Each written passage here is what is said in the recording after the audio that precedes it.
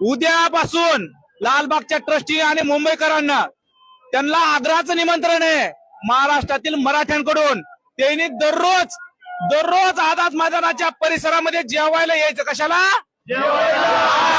ते आमच्यातर्फे तुम्हाला काय आहे? हे आमच्यातर्फे तुम्हाला आमंत्रण आहे.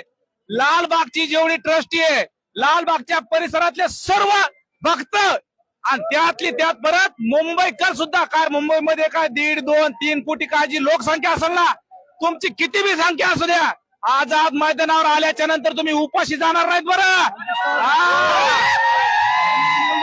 साधं सुद्धा आमंत्रण नाही, पुरणपोळीचं आमंत्रण.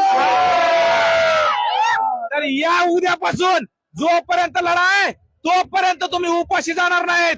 तुम्ही 1-2 दिवस आमची गैरसोय केली, मराठ्यांनी 100 दिवसाची सोय केली.